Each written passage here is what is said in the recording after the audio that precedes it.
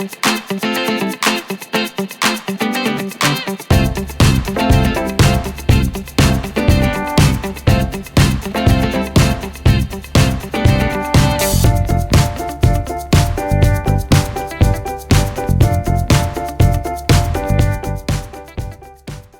and welcome to another Tabitha's Glass Emporium video. Today we're looking at this lovely harvest themed Thanksgiving pumpkin bowl that we have made. We love the fact that it's in a shape of a kind of bowl because it adds so much dimension, and it can be displayed like this, or you could put it on a stand and it could be displayed like this.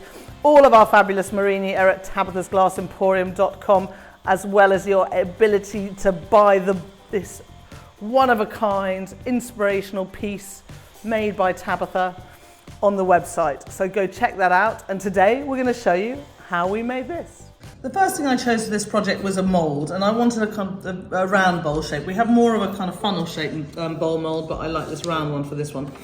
And I've kind of printed a pumpkin shape, just from the internet, as you do, and just made sure it fits. Now we've got the stalk, and I'm going to say the stalk's going to be a bit smaller. So the idea with this is we're going to have a bottom layer in transparent orange, 2 layers of green for the stalk, and then I'm going to do a top layer in, I've got this piece of curious orange glass, which has kind of got this cool pattern on it, it's curious, that I'm going to literally cut segments out, and then we'll full fuse it this way up with the segments, leaving kind of a matchstick space in between, and then we'll do a bubble squeeze so that this will sink in between them, and I'm really hoping it looks cool.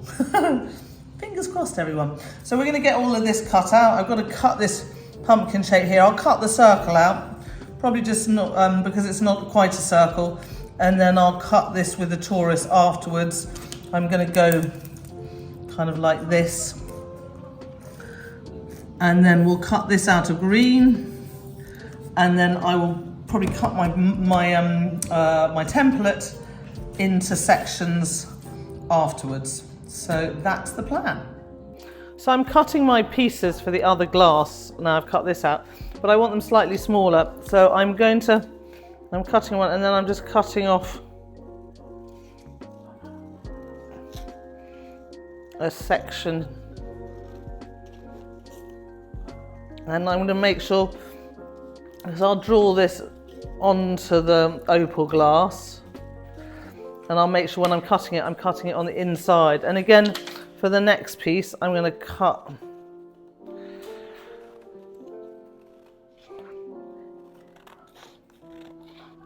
a portion off.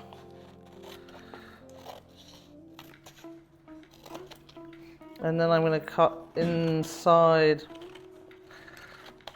the line,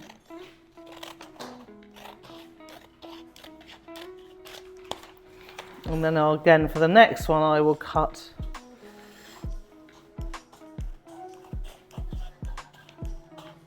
a portion off, and so there is going to be kind of gaps between for this glass to sink through.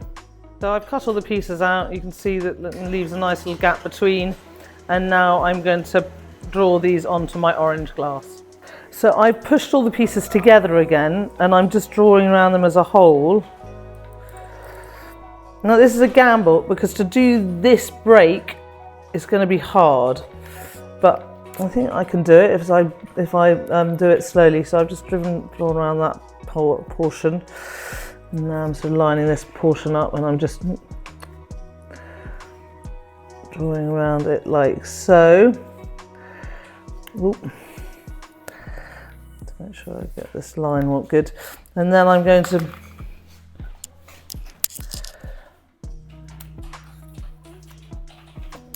I've got to remember when I'm cutting, that I'm sort of cutting to the edge of the line.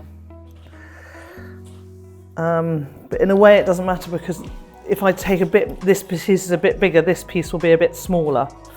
This is in theory what I think will happen, and we'll see in practice whether I'm right.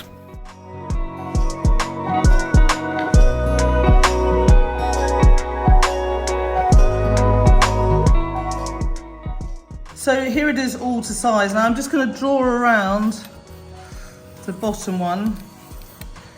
And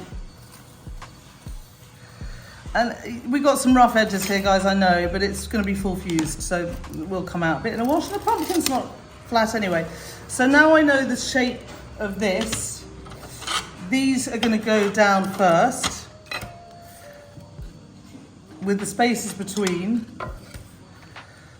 And then we're going to put the other glass on top. We've got our pumpkin top on there. And guys, I've realised, of course, I haven't left enough space for it. So I'm going to have to shift it all down a bit and just make sure it fits afterwards.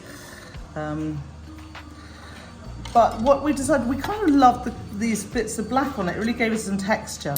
So I'm going to get Tina just on this side of them to do some little bit of enamelling.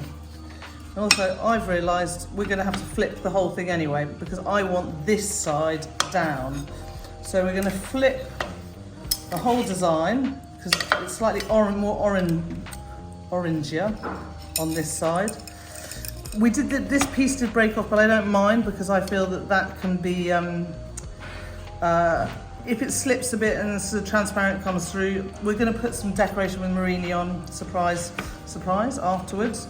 So we can always do that, you know, tidy that up in the tack fuse next one round, and then we're going to flip that, and this will go on top like this. I'm going to get Tina to sort of mix some red and brown together, and just where we can see black here and maybe a bit on the line here, we're just going to do some enamelling, get these pieces down, and then get them in the kiln.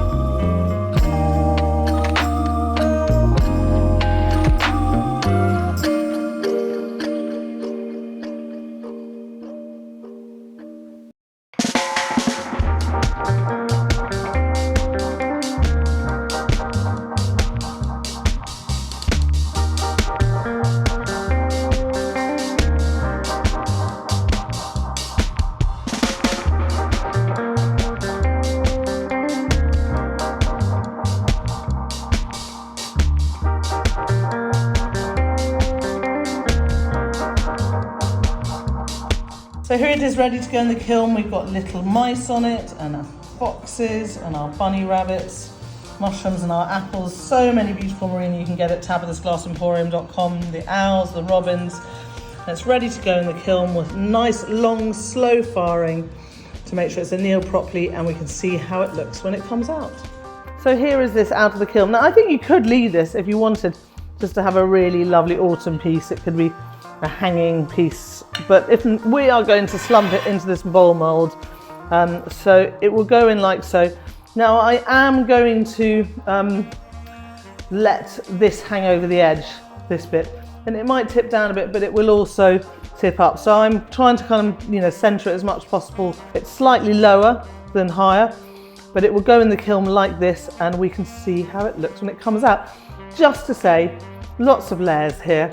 I always find slumping where you've got lots of levels slightly more risky. So I'm going to go slow on the way up. It will go 80 degrees an hour on the way up, and then a long anneal afterwards. So this is going to be in the kiln for a couple of days, and we can see how it looks when it comes out. Here it is out of the kiln and slumped beautifully. I love the fact that this has slumped a bit over it. It works really well. Take it out. It's because it's a curved bottom, it's going to always be the sort of wobbly bottomed one.